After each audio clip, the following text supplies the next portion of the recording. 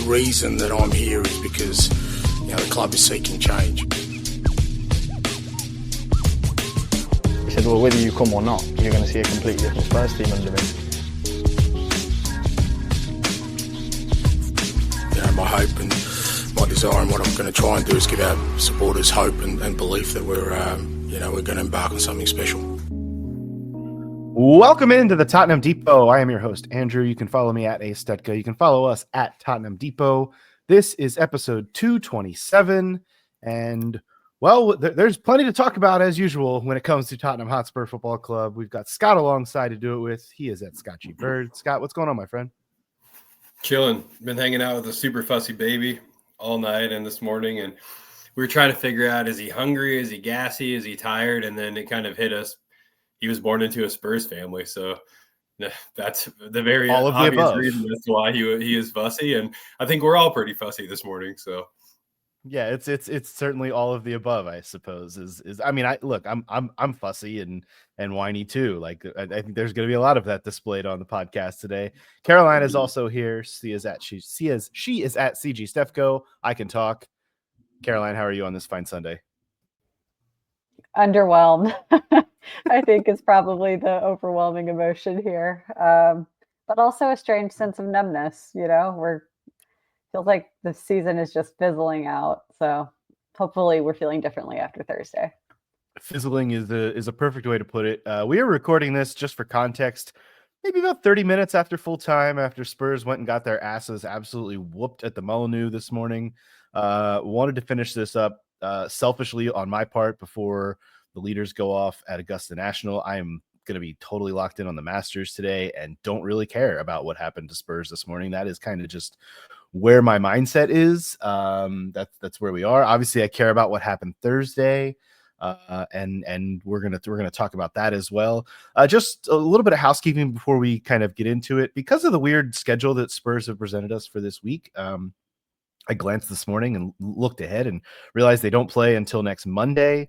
So we're going to do a podcast. We're going to plan to do a podcast, I should say, following Thursday's result in Germany. Whatever happens, we'll try to put out a podcast Thursday night following the second leg of the Europa League draw against Eintracht Frankfurt. And then we'll kind of play next weekend by the ear. Spurs women come back Sunday, but then the men don't play again until Monday. So it kind of throws off our normal pod schedule.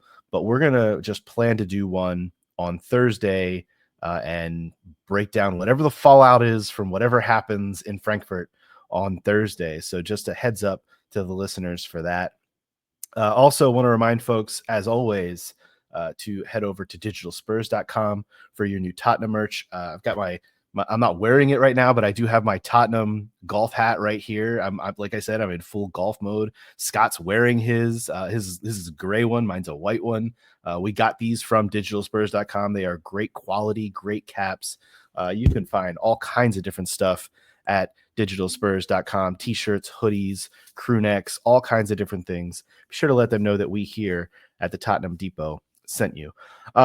We didn't really plan out like what order we want to go in today. I kind of informed you both that like I don't think there's much to say about what happened at the Molineux, but I guess if we want to touch on it, we can because it's fresh in our minds. Spurs went and got their ass beat by a team that is technically worse than them still in the table, but this was an away fixture with a heavily rotated side, Scott, that I never really cared about all that much. I mean, honestly, this was a very passive watch for me this morning. I was sipping coffee, just, a goal goes in within the first 2 minutes and you're just like, okay, it's going to be one of those. And Spurs continually climbed back, at least into striking distance in this one, but it was never really that close. This was a 4-2 ass kicking. How did this make you feel this morning? Wolves 4, Spurs 2. Yeah, I mean, you guys both know I've been quite agnostic over Spurs for some time. I think I was reflecting back this morning, and I can only think of 2 times where I became very emotionally invested in Spurs in recent memory. One was the Liverpool match last year where we were gifted a win by just an absolute farce of a VAR, just bumblefuck, we could say. What was that? That By was after. the way, thank you for upping our profanity very early in the podcast. Thank you. Fuck. There's 3 more. We got called out for that this week in the potosphere, and we are tallying them up here early. That's great.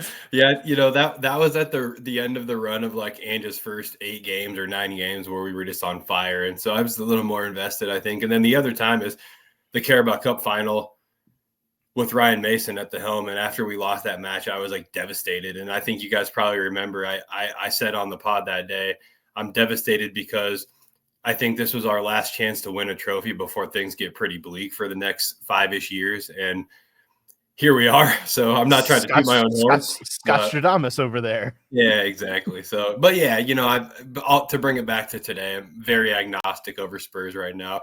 When they conceded, I honestly laughed super loud in my living room, probably scared my child. But yeah, fully expected. And I was happy to see a rotated side. Because I don't think we've been rotating enough. And I know people will say, well, he can finally rotate. It's been a month now that he's been able to rotate, in my opinion, and we finally saw it for the first time today.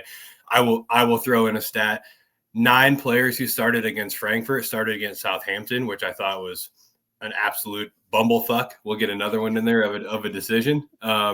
Southampton is, as I said this morning, they're a basketball team at best, right? And he decided to play the entire team that was going to play against Frankfurt virtually against Southampton, which I thought was silly. So like the rotation today, didn't pan out too much. The football was absolutely dreadful, but at least we have some fresh legs for Thursday if we want to find any sort of positive in the situation. So or whatever is going to happen. Caroline, what about you? What's your takeaway? I know we're very much like not giving too much of a crap about the result, obviously, but the performance was just so dreadful, and we're all just kind of like, really?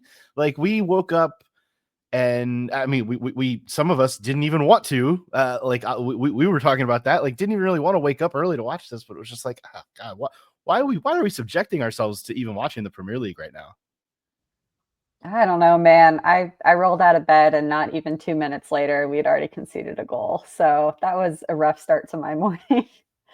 I feel frustrated because I feel like we're kind of in a lose-lose situation with, obviously, all of our eggs have to go into the Europa League basket at this point. There's no getting around that.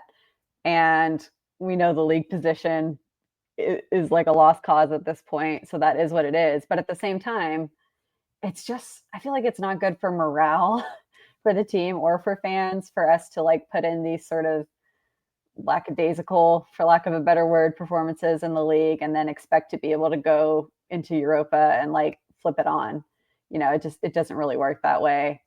And, I do agree with Scott that it was important to see rotation. I think maybe he turned the dial a little too much. And I think there are some players who, probably would have benefited more from, another run out. But yeah, it's just the goals that we give up this season have really been the biggest frustration for me because it feels like we rarely make the opponent work hard to score. And I think that is like, obviously it looks like individual errors in the moment, but I feel like there has to be some sort of systemic breakdown happening because it keeps happening. So it's tough to watch, frankly. And like I said, I don't feel like this is a good way to head into our most important game of the season. Yeah, there's no question. Well, go ahead, Scott. So I was just going to say, we're talking about rotation too. I like the rotation, but I still have some question marks. I think Johnson starts, which leads me to think it's maybe Odegaard Thursday. I think Johnson probably needs to play on Thursday after his performance last week on Thursday. I don't like Solanke starting. I think you can start Tell at the 9 in this match. Solanke has been pretty poor the past month or so, and I think a rest may have been good for him. He's played a lot of games in that run. Full 90s, most of them too. I don't know where Mikey Moore is. I'm worried about Mikey Moore at this point. He was playing some really good football, and to not take the pitch in any capacity for the past 3 months is going to kill any momentum that he had built. I mean, he was the only one taking players on in a 1v1 fashion. And I think Ange goes back to he's 17, protect him. And I've said this many times on the pod. There's a lot of players who, if they were protected, quote unquote, they would not have broken football like they did, right? And Michael Owen, Wayne Rooney. Look at Ethan Nwaneri at Arsenal. He's 17 years old. I think Mikey Moore is equally talented, right? So I don't understand that decision. I think you have to play Basuma, but Wolves counter presses so well, and Basuma is the worst player in the world when it comes to playing against the counter press. I don't understand that decision. I think Bentaker probably had the legs to maybe play a little bit more, and maybe that's counterproductive to my rotation argument, right? But I just don't like Basuma is probably where that comes from. And then at the back, I do appreciate the fullback rotation. I still don't understand why Spence didn't play Thursday and played today. I think Spence is clearly our best fullback, and not playing him in the most important games is a head scratcher. So I don't know, man. I think Ainge overthinks things quite a bit is the only thing I can deduce from the things that we see. But as much as I appreciate the rotation, I think there's plenty of holes to poke in the decisions as well. Yeah, look, the Basuma thing, he was always going to play in this match, and it was always going to go exactly the way that it did. With Tell, I like the way that Tell looked out on the wing, and I think that's a perfect opportunity. I mean, Sonny wasn't even in the 18. That's the perfect way to say, hey, Matisse, go out there and just try to ball out for a while. He obviously scores a goal in this match. I thought he looked really bright. I thought Brennan looked pretty bright. I hear what you're saying on Mikey Moore. I'm not ready yet to. We got to continually remind ourselves Mikey Moore is 17 years old, and like he's not. And I get what you're doing with the comparisons to Rooney and Owen, but like he's like, let's just ease into that still. Sure. You're right about how good he was earlier in the season. I know he's dealt with some illness and some knocks here and there. Who knows? He was on the bench, but didn't show up on the pitch. It's weird. The front attacking stuff is not where my bother is. My bother is all at the back, and it's not just with the goalkeeper, who I thought was really, really bad today. And I do want to touch on that because, boy, there are times where Vicario can look really, really brilliant, especially in his shot stopping. And then there are times where I wonder if he knows how to catch a ball. There are times when he's just deciding to punch or slap at a ball when it looks like it's a ball that should be caught and just controlled. And, you know, we've praised Vicario a lot this season for taking control of his box, especially when it comes to the set pieces. He's looked a lot better at that than he has previously. He did not look in control whatsoever in this match against Wolves. And part of that I'm going to put on, frankly, the center back pairing in front of him, because this was a horrific game from Cuti Romero. And look, Ben Davis is what Ben Davis is at this point. He's the rotational piece you stick in there when you want to give Van de Ven a rest. That was not pretty at all. And I honestly, I didn't think that the fullbacks helped matters either. The decision to play Archie Gray, I understand. Again, we're talking rotation. I don't think he looked great playing in the right back role, even though we saw that from him earlier in the season and he looked pretty good. It's been a while since he's been out there. It's like, oh, sure, let's just throw him into, you know, and look, I'm not trying to pump up the tires of Wolves at all. The Wolves are bad, but the Molineux is always a tough place to go play, especially for this team for some damn reason. And yeah, I just thought Spence and Gray, I thought the whole back line, all five players in the back line just looked very discombobulated. And, you know, if you want to talk about like a bumblefuck of a performance, that's where it came from for me. Like, frankly, that's where it was. We're going to talk about leaks everywhere, leaks being everywhere a little bit later in the pod. That's where all the leaks were for me today. And it doesn't help. Again, I'll double click on Basuma. It doesn't help when you've got him as your six trying to protect that back line.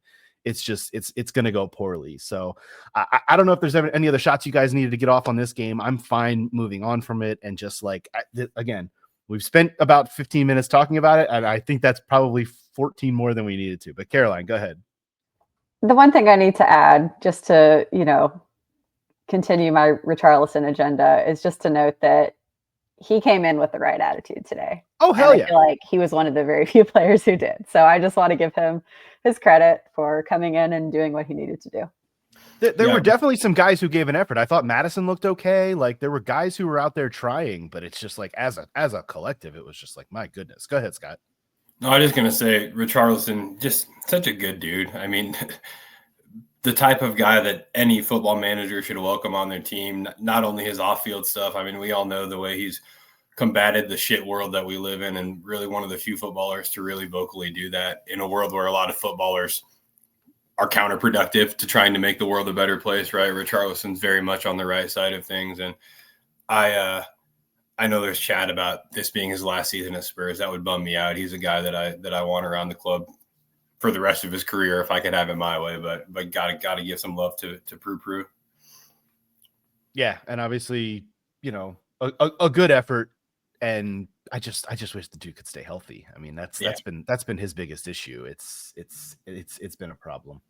You guys want to go back to Thursday and I don't know how to summarize this. Like, if you had to summarize this match in a sentence, it feels like an opportunity missed almost. Caroline, do you have a sentence for me to summarize what happened on Thursday? I've got a famous quote, and I'm going to increase our cursing tally, unfortunately. But oh, good. I love when Caroline curses. Let's hear it. I feel like this was a classic case of sometimes maybe good, sometimes maybe shit, and key emphasis on the maybe. Because it's like, it wasn't bad by any means. I didn't feel like it was fully good either, though. I feel like a lot of fans were like leaning one way or the other, but for me, this was like a very middle of the road performance. And again, I don't know if that's going to be enough momentum to carry us into the away leg, which I think is going to be a lot more difficult than many people are expecting. And I think that they know that the away leg is going to be difficult. I think if you read between the lines of what Ange had said, they really felt like they needed to get a win in this match rather than just the draw, knowing how difficult it is going to be to go to Frankfurt. I mean, they were already, he's already kind of talking about the idea of 120 minutes and, just like dragging this thing out because it's going to be a slog on Thursday. And look, I thought that the second half especially was pretty brilliant from Spurs. They kind of were getting everything they wanted to get except for the ball in the back of the net. There were plenty of chances to be had. I kind of expected when I went back after Thursday and looked at some of the underlying statistics and like the XG, for example, Spurs only produced 0.94 XG. And obviously got that goal for that. I kind of expected that number to be a little higher based on what I saw in the second half. So maybe it looked a little better than it actually was. But Scott, what's your take on this? Because for me, like, it could have been a lot worse for sure. But I was heartened to see Spurs at least on the front foot and looking like they were trying to play some positive stuff throughout this match. Yeah, I mean, we were decent. And unfortunately, that decent is the best grade I can give us in the past 90 days, probably, was that decent performance. Still very frustrating. This is the biggest game of the season, without a doubt. We all know that, right? And we concede within the first 2 minutes of the match. That's on the manager. That's also on the players. And then I look at the leadership group, Sonny, Madison, Romero. Sonny's non-existent in this game. I'm sorry. I love Sonny, but our leaders have to be existent in the biggest matches of the season. Then Madison turns the ball over right away to concede the goal, and Romero stands still and just sticks his leg out. It was poor defending from him too. Now, granted, it was a shitty situation to be in for a center back, right? But I didn't see the effort from Romero in that moment that I would expect. And in the biggest match of the season, when you concede in the first 2 minutes, that's a mentality problem. You are not mentally prepared and focused for the biggest match of the season when you concede a goal like that. Madison has no business trying to dribble through traffic in the first 2 minutes of the game in his own half. Super poor from Madison. And I know people all over have been telling me Madison's our most creative player. Madison's been great. That's really, really poor from your vice captain in that moment. And again, Romero, lackluster defending at best in that moment too. And again, I don't mean to pick on Sonny, but just a tough one from him. And I love Sonny, but all this to say, manager and our leadership group, I think, probably failed the team in that moment because, again, I'll say it for a third time, you cannot concede a goal in the first 2 minutes of the biggest match of the season. It's just super poor and tells me everything I need to know about this team. Well, it's interesting you bring up Madison. I mean, he was creative. He created Spurs' goal for the most part in this game. And look, I thought that Frankfurt, I knew Frankfurt were going to come out and try to get an early one. And sure enough, they did. They score in the 6th minute, but Spurs, I thought, bounced back really well. And there was no tucking the tail between the legs from this squad on Thursday. Like, the atmosphere was really up. I thought the fans were brilliant on Thursday. I mean, that was a true environment on Thursday night, and you could kind of feel that. And the only thing it was missing was the second goal. Like once they got back into it with the Poro goal, which I thought was, I mean, I do want to double click on that goal, because man, was that just a brilliant finish, and a brilliant job from Madison to create it, like to take the ball, to get in deep and hit the great pass. But everything was, all the pieces were there except for the second goal. And I think that's the part that leaves you wanting. And especially like what you talked about for this Thursday, Caroline, like, it's going to be hard. That you're going to need to actually go win the game now rather than just secure a draw on Thursday. And that's what leaves this kind of bitter taste in your mouth after this past Thursday, right? Right. And, I think just circling back to Scott saying that we played decent, the question is decent enough to get us to a trophy? And I think that's where I have the concern, is like, we might be able to get through this away leg. Are we going to be able to put 2 performances together in a semifinal tie? I just don't know with this team. That's the problem. Like, I feel like the consistency just has not been there. And part of it is sort of that tension between feeling like the league is a lost cause and giving up on it entirely, which I feel like it's fair to say that, because we see it in the league performances. But, you just can't expect to, I think, win a final or even get to a final playing this way. Like, I don't know. I think that's where, even if the game itself was not a disaster, it just feels like this season is shaping up to be a disaster overall. And yeah, I don't know. Sorry to take it to such a negative place, but no, I'm gonna jump in here too, Caroline, and join you. I think I was thinking about this a lot the past couple of days, and I don't mean to put this into the universe, but I'm going to. I have this just feeling that we get through Frankfurt and then we get beat by Bodo Glimt, who I think gets through Lazio with that 2-0 win at home that they had.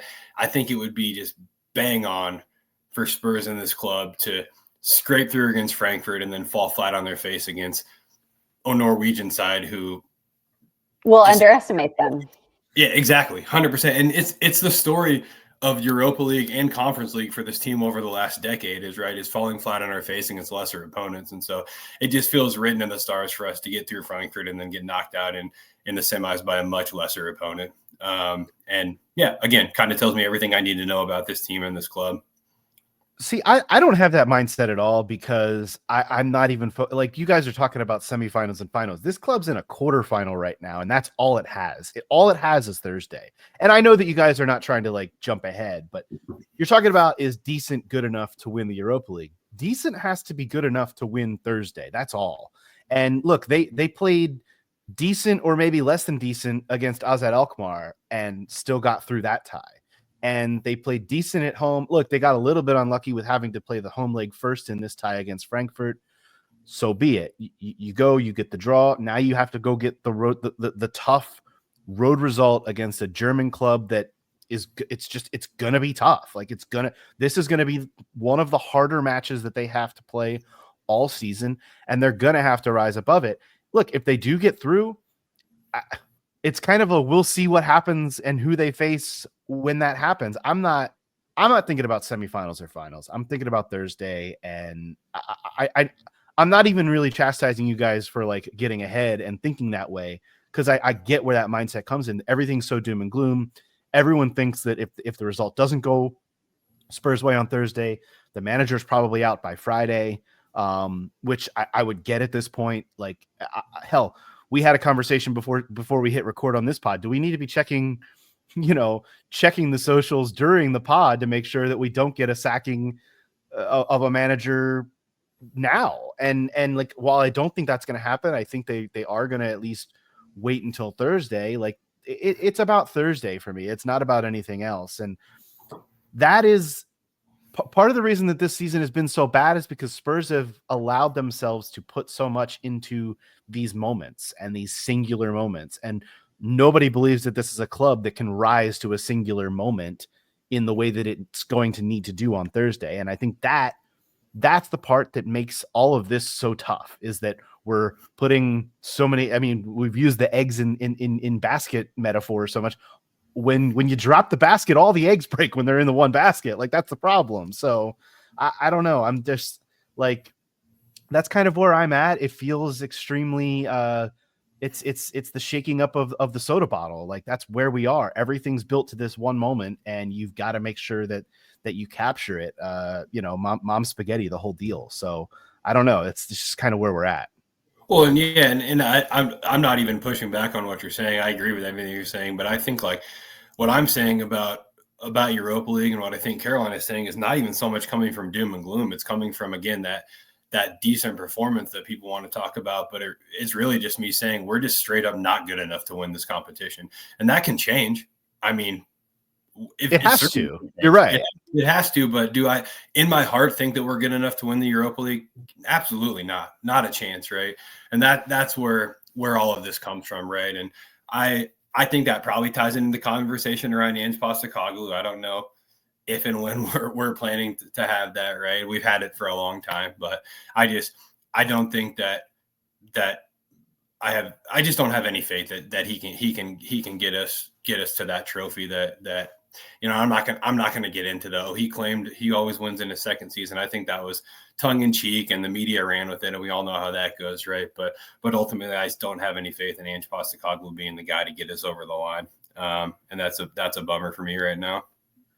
Yeah, I think the real question is, if Thursday goes poorly, does Ange get 6 more matches in the league, or is it just a see you later, alligator, and Ryan Mason, or someone takes over for 6 more matches and we figure it out for the summer? I think that's kind of the only question. I do kind of think that if Ange gets through this tie, even if they lose in the semifinal to whoever, like, I think he probably sticks around the rest of the season if they get through Thursday. But it's been so dreadful when you pair it with what happened at the Molineux on Sunday.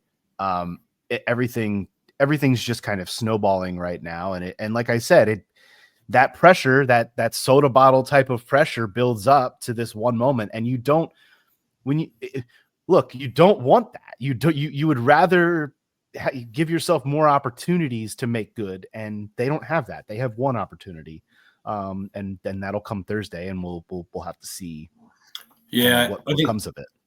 Yeah, the interesting thing about this whole conversation is I don't think it, again, and I've said this before, but I don't think it's squarely on Ange Postecoglou either. We know this is a microcosm of the macro, which is just Spurs are a shit show in general, from top to bottom, right? But I think if Ange were to win the Europa League, which I've said a couple of times, I don't think that happens, right? But let's say hypothetically he does win the Europa League, I think you do probably give him next season just to see if he can change his mentality. He talked about the preseason just being another bumblefuck. We'll get another one in there from him, right? I would like to see if he can maybe learn from that and adjust. Obviously, we continue to bring players in, but at the same time, I think it's kind of a risky game to keep building a squad for Ange Postecoglou. We just really haven't seen, I'm going to say it again, I haven't seen anything from him outside of those first 10 matches of his tenure that make me think that he can legitimately win things at this club, right? I can speculate and say he caught the league by storm with just a super unorthodox style of play, right? And people caught up. And I've talked a lot about how, from my perspective, you shut the inverted fullbacks down, and we're pretty easy to beat. And I think that continues to ring true, right?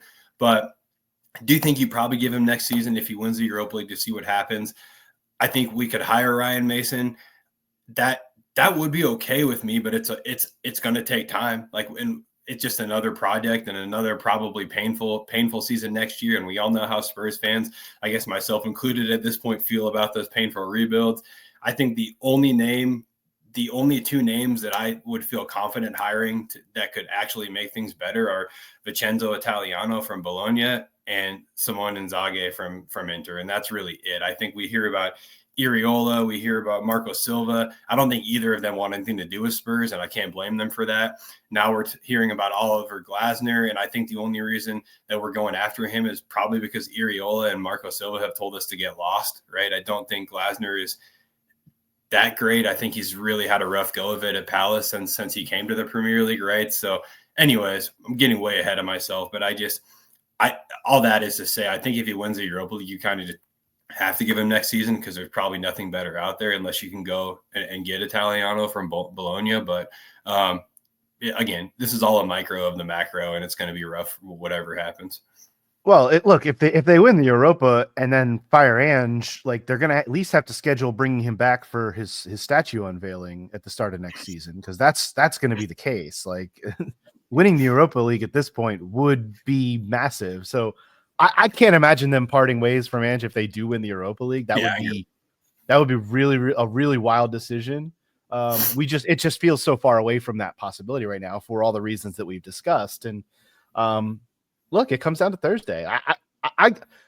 I give them a great chance against either of the teams that they would face in the semi. And look, you get to a semifinal, final, like anything can happen. It's just a matter of you have to go win on Thursday in Frankfurt, which is not an easy task. And I'm not trying to make Frankfurt out to be Bayern or anything, but like they're a tough squad, and they proved that with their effort on Thursday. So we'll kind of have to see what comes of it. Anything else to get off? Like I said, we're gonna do a pod Thursday. We're gonna plan to do a pod Thursday in the aftermath of this and kind of figure out where all the chips fall. But I leave this past Thursday, the 1-1, not super disheartened because of the way Spurs played. I feel like they played enough good stuff in that match to show me that, the creativity is there, the effort can be made. And look, it's hard to say all of that when they turned around and dropped such a stinker at the Molineux on Sunday, but that was a heavily rotated side. And the one thing we also didn't touch on from the Wolves match is we got to see a glimpse of Dejan Kulusevski coming back off the bench. Maybe he provides some kind of a spark. Maybe he can get into the starting 11, perhaps even by Thursday. What are our thoughts on that? It's not like Dejan Kulusevski came back and, scored or looked brilliant, but just having him back is like, oh, that's right. There's another one of these guys who has been missing for a while and can maybe come in and just provide something. Do we have any hope for just like, I feel like we've been doom and gloom about the prospects for Thursday. I liked the way that they played this past Thursday. The result didn't go their way. Coming into next Thursday, I'm like, okay, well, if you can get a little bit of a bounce off of that, and again, it's hard after what happened against Wolves, but high rotation. Maybe I feel like I'm trying to will you guys into like joining me and like maybe we can be a little bit positive about Thursday, but everyone's just like, well, if they lose, the manager's getting sacked, and if they win, they'll probably lose in the next round. That's the way it feels right now. I don't know. Well, I'm going to throw a little more cold water on the situation. Oh, perfect. Unfortunately, because I feel like we're just not having the kind of season where players have been able to come back from injury and immediately impact. Like, even if you look at this past game against Frankfurt, you got a player like Destiny Udogie, who I think ended the game really well. But for me, it took him way too long to get into it. And that's not his fault. It's just the reality that he's coming back from an injury. It takes time. But I felt like it was night and day, the first half and the second half, his sharpness. And I think that's the struggle that Kulusevski is going to have too if he starts on this next game.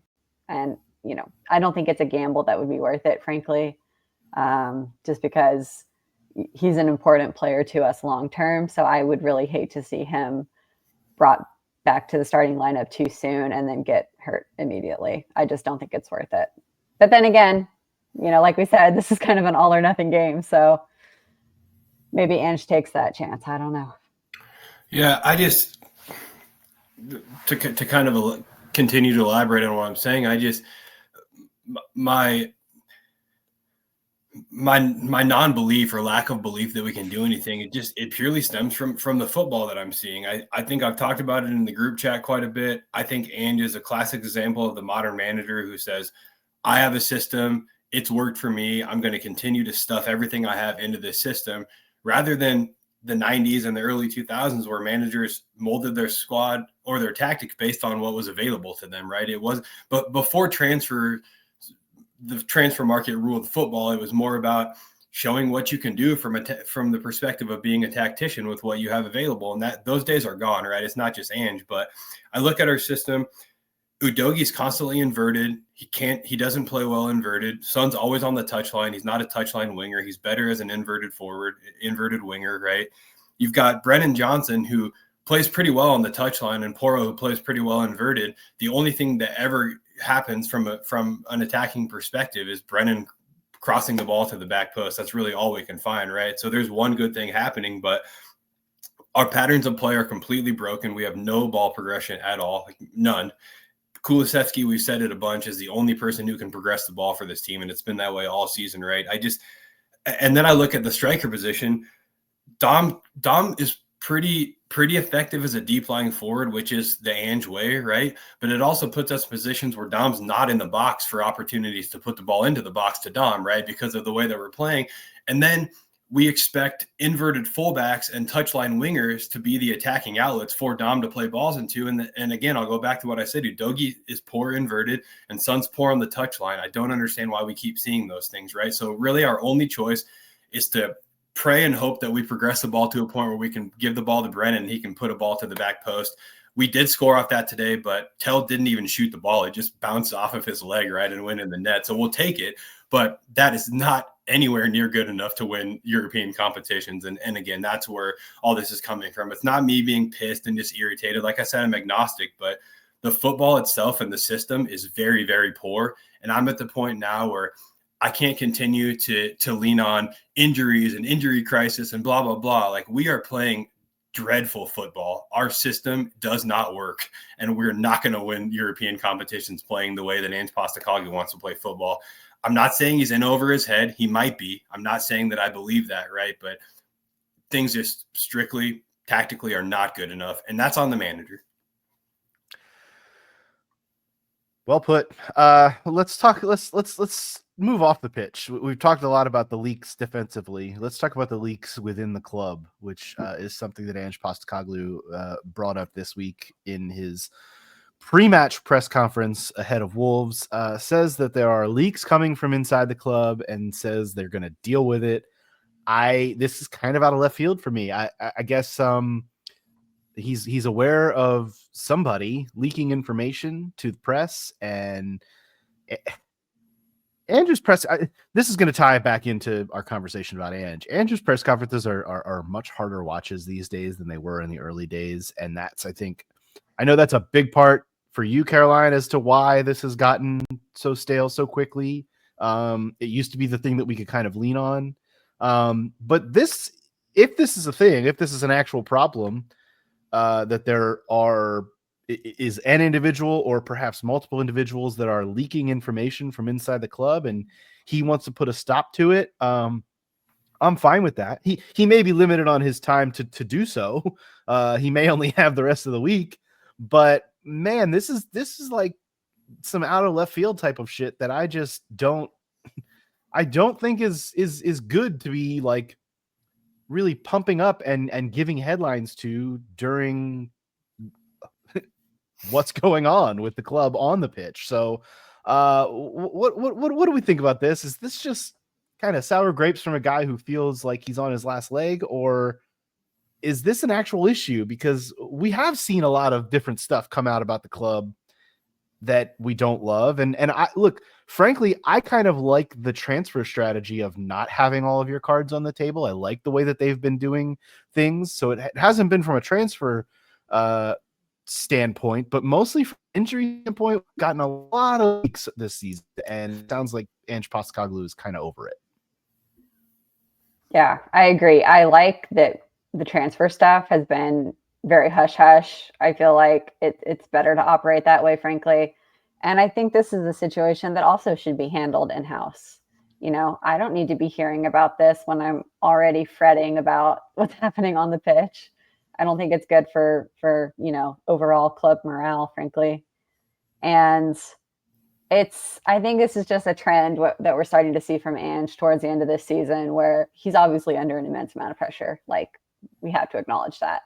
I don't think he's handling that pressure very well in terms of his outward appearance and his outward statements. I don't think it's helpful. And this also ties in with the way he's been sort of railing against, the press always being on Tottenham's back. And like, I'm sorry, my dude, but they don't have any obligation to treat us nicely or fairly, unfortunately. Like, that's just modern football media. And I think that he should have understood that was the expectation, taking this management job at Spurs. Like, you're going to be under a bunch of pressure. That's just the way it is. And he's not handling it well, in my opinion. Yeah, I mean, I'm speculating here wildly, and I have to acknowledge that before I go any further. But if leaks are coming from inside the club, and we assume it's team selection stuff that's being leaked, right, from what we're hearing, that team selection stuff's probably not leaving the locker room. So it's coming from the locker room. Again, speculating, right? But unless like players are going and talking to staff and trainers could be involved in that, right? It's not just players, but locker room can mean many different staff members, right? So, but it's in the locker room somewhere.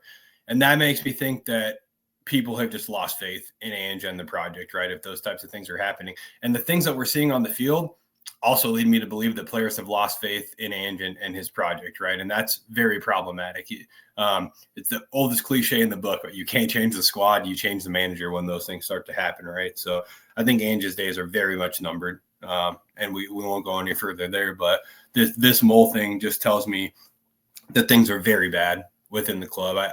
I don't think they can get any worse than someone from within the locker room leaking team news. That's just a little bit wild and absurd to me, but it's obviously happening. And unfortunately, you can only look to one person when those types of things are happening, as other than the person who's doing it, as to why those things are happening. If your house is out of order, someone has to be at fault for that. And unfortunately, that's always going to be the manager. Ange did point to the fact that he knows it's not a player. And it sounds like he knows like exactly where it's coming from too in his comments, but he's not going to say. It was very coded language being used, and it was all very strange. And part of it even feels like a distraction, which maybe it's working. We are talking about it. But man, it's just like you said, Scott, when your house is not in order, all of this stuff kind of bubbles to the surface, and it's super duper frustrating. I do want to move us on here to talk about Spurs' new appointment this summer. What will happen this summer? The Spurs have hired a former Arsenal executive, Vinay Venkatesham, and this was something that, on the opposite end of things, sparked a lot of quote unquote controversy this week, just because he's coming from Arsenal. I frankly don't care about that part of it. I know that a lot of fans will, but I read up a lot on this appointment. I think this is going to be interesting from a standpoint of how does he fit into the structure of management at Spurs, because there are a lot of cooks in the kitchen now. And is somebody moving out? Obviously, I'm not talking about the manager, but is somebody from higher up moving out, or is all of this going to work? Curious as to what you guys think about this, but from everything that I've read, Venkatesham has been pretty well regarded in his role at Arsenal. And obviously, look, we can hate to say this as much as we want as Spurs fans, but Spurs fans would much rather be in a position that Arsenal are in than they are, because that's kind of where the benchmark is being set right now. I mean, obviously Liverpool is setting the benchmark, but Arsenal are where Spurs would want to be if they had their wish right now. I'm curious as to what you guys think about this. I know that there's been a lot of praise also for the way that he's handled Arsenal's women's program and moved them along. I think that's a positive that we can look at if he's able to bring that over to Spurs and if the investment is there. But what are you guys' thoughts on this new hire, aside from the fact that he's coming from our greatest rival?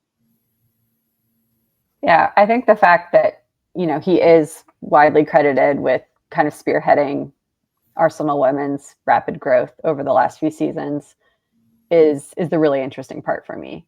Because we know that Spurs have had a bit of a resistance to, holding matches at the main stadium for the women's team. And that was really one of Venkatesham's big things at Arsenal. He wanted them to be playing all of their games at the Emirates, by so-and-so date. And they're very close to achieving that. Like, I think the only time they really don't play at the Emirates now is in the Champions League. There's kind of some like scheduling issues, whatever. But yeah, I think that shows some ambition for the women's team that I've really been hoping to see for a long time. So from that perspective, I definitely like this appointment. And from the men's side of things, I think we've all been kind of talking about the way that Arsenal, got to the point now where they're challenging for the title every season is not a coincidence. And it's because they really committed to a project, as we like to say. And, it sounds like he was really instrumental in that shift. So I don't think it can be a bad thing. I do think, like you said, Andrew, there's some confusion about, what is the hierarchy going to be now? How does Scott Munn play into this? Are we going to see changes with the recruitment side? There's a lot of like questions, but hopefully it's going to be a good kind of change. And the only downside I see is just the timing of this. Obviously, hiring someone who's ex-Arsenal, never a good thing when we're in a really bad spot as a club. Like, it just feels kind of like, oh, this is what we have to do to be successful. Great. Yeah, the timing. I feel like the timing would never be good for a hire. Exactly. Like people are always going to bitch and moan about a hire like this, no matter what the timing is. Your point, though, I mean, look, David Ornstein in The Athletic wrote that he's basically going to be responsible for, quote, all operational matters on and off the field, which is a very broad thing, and it also sounds a lot of like what both Scott Munn and Daniel Levy currently take care of. So this can be, I think, viewed as perhaps Daniel Levy taking a step back, which would obviously be a positive for a lot of people who have been calling for Daniel Levy to take more of a step back than he already has. But at the same time, it leaves you a little bit like, okay, where does Johan Lange fit into this? Where does Scott Munn fit into this? Where does Venkatesham fit into just all of this? And how much of the focus is on the on-field, how much is off-field, how much is men's, how much is women's? There's a lot of different questions here, Scott. Yeah, I mean, the only thing that I can deduce from a layman's perspective is what you just said, that he's taking over Daniel Levy's responsibilities, and that's fantastic. I really hope that Levy has finally looked at the absolute – I'm not gonna say the word again. We said it enough times, but the absolute mess of a situation we're in, and said, okay, finally, my time is up. I have to just swallow my pride at this point because I'm clearly failing this football club. That's the only thing I can do from this. Just be the owner, enjoy your time in the box, just be a fan, really, which he says he is all the time, right? So just be a fan. Just own the club, be a fan. Let someone who knows what they're doing run the club is what I really hope is happening here. I have not been impressed with anything that's happened since Scott Munn came in. So whatever happens there is fine. Haven't, frankly, been terribly impressed with, now I'm drawing a blank, but the new director of scouting, whose name I never pronounced correctly. You talking about Lange? Longa? Yeah. Johan Lange. Lange. I never know how to say his name. He keeps properly, things hush-hush, but like I haven't been super impressed beyond that, right? So change is very good. And frankly, the Arsenal stuff, like, boo-hoo, get over ourselves as fans. Arsenal is miles ahead of us. And frankly, they always have been, outside of Pochettino's 4 or 5 years in charge, right? That's the only time that we have ever been a better side than Arsenal. They won the league at our stadium, right? They've been invincible. Like, Arsenal is a well-run club, and I know people are going to hate me saying that, but I'm not going to let tribalism get in the way of logic and reasoning and what's actually happening, right? Arsenal is a very well-run club. I don't know if anybody watched, but Arsenal absolutely battered Real Madrid at the week, right? I watched every minute of that game, and my jaw was on the floor. That was some extremely impressive football against a team who has a front three of Vinny Jr., Mbappe, and Rodrigo, right? And Jude Bellingham in the midfield. Luka Modric, right? Very good side, got absolutely played off the park by Arsenal. So have to give them credit where it's due. And what they've done over the past 5-6 seasons is super impressive, and I will welcome that at Tottenham Hotspur. We are not in a position to be turning our nose up at the work that's been done over there. I want to push back briefly on what you said a moment ago about Johan Lange. Like, you're not impressed with what he's brought in so far, because I feel like there hasn't quite been enough time to fully assess. But like, we're talking about the likes of Bergvall, Odebear, Gray. Like, there have been some bright signs, I feel like, and it's a way different approach than we got from Paratici, for example, who he showed you the 5 or 6 cards in his hand and was going to play one of them. You just didn't know which. Whereas, and we just got done talking about leaks. Whereas with Lange, it's like, you don't know where it's coming from, but the deal comes and it's done. And all of a sudden we're off and running. It's definitely 2 wildly different approaches, but I feel like the results have maybe not fully borne out, but I like some of what I've seen from Lange, and I'm willing to let that stretch out a little bit further and see what comes of it. Yeah, I mean, like I said, the one thing I do like is the way the transfers happen, right? I think the way that he operates is very impressive, but I think his job is to build a side that can win football matches. And I think we went way too far left when it comes to signing youth and signing for the future, right? There was no balance there, in my opinion. And that's where I take a lot of issue. Now, Ange plays into that for sure, right? I don't think Levy does as much. I think Levy finally said, we'll spend the money how you guys want to spend it, which I respect. But I think Lange has to be the one saying, we're not building a good enough squad for right now, because I wasn't expecting us to win the league, but we honestly are not that far. We're not getting relegated. I'm not, a sensationalist here, but we're not too far away from that having happened this season, right? This is the worst season by far that I've ever seen in my 13 years as a Spurs fan. It's not even close, right? And so I think the director of football plays the largest role in that happening. You have to have more balance. And so I don't think that he was vocal enough when it came to building a squad that was good enough to compete now, but also for the future. And frankly, a lot of these guys will probably be sold for profit. As much as I hate saying that, this wonderful squad we're building, we'll see in 5 years. But the way that we're playing football right now, I don't think that we'll see the dream play out in the manner that we think it will right now. And that's also on the director of football, but that's speculation. So I don't want to throw that into the hat of this is why I'm against Lange. That's just, again, me speculating, but I just, beyond the way that the transfers get done quietly and quickly, I haven't been impressed with who's been vocal about bringing in.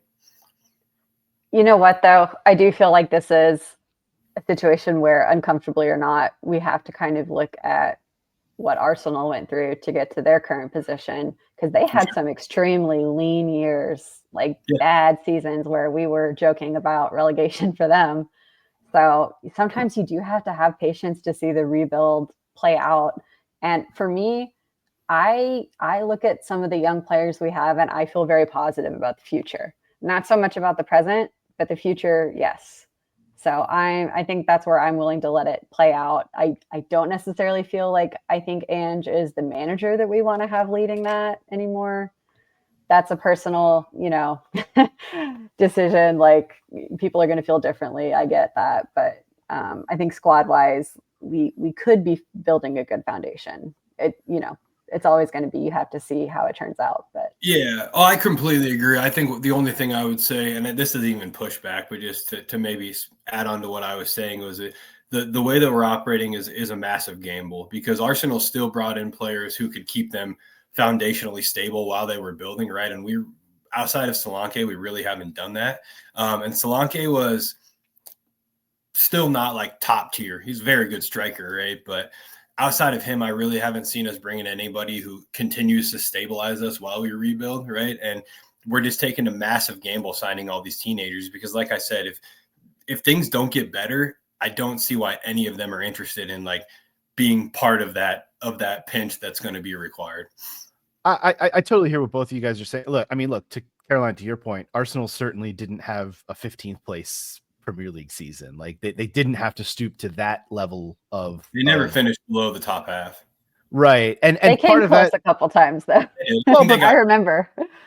Yeah. Part of that has to do with the circumstances of the way the squad was built, though, with injuries and the way that the manager likes to play with that go style. And Scott, to your point, I think that this season, when we look back at it, will be looked at as they probably bought a little too young with some of the names that I mentioned: Bergvall, Gray, Odebear. And by the way, Odebear missed most of the season due to injury, but we still like the brightness there. Gray and Bergvall, I think, can both have a shout for player of the season, the way that they've come on and developed. Good generational. They've both gotten a lot of valuable playing time, but are inexperienced, and Gray has been used as a chess piece all over the board, which is not what was expected or what was going to be required from him, we thought, this season. There's just there is something to be said for they didn't do enough to compete in the now, but I still think that was always kind of the plan for this squad. I think the expectations amongst fans was, hey, let's go try to get into the top four. We were talking that way at the start of the season, and being miles and miles and miles off of that makes this look like a disaster of the season. And I think that part of the disaster was in our expectations to know that this squad wasn't built for that. This squad was built to be about a mid-table, 8th through 10th type of team. And while it ain't even going to get there because things have gone so poorly, like, the expectations were way higher than I think they probably should have been with the way that the team was built. And yes, to your point, that is probably not great, but that's what a rebuild is. And in the second season of this guy, I was going to be okay with that, but it's gone way worse. So that's kind of where we all sit. It all comes down to Thursday. We know that. And unfortunately, the fate of a lot of our hopes and the fate of probably the manager is all going to rest on Thursday. So we will put all the eggs in that basket, as we say, and hope that they don't leak out of that and spill all over, because we're dealing with it all right now. So we will be back. There's only one egg left. I think that's the thing. Well, you can add more if you win Thursday. You can add more to the basket. The pressure will mount. Trust me. If they go and win Thursday, the pressure going into a semifinal, that basket's going to get a lot heavier. And look, with Easter Sunday coming up next week, there will be plenty of eggs to go around. So that basket will get heavier if they win Thursday, and hopefully they do.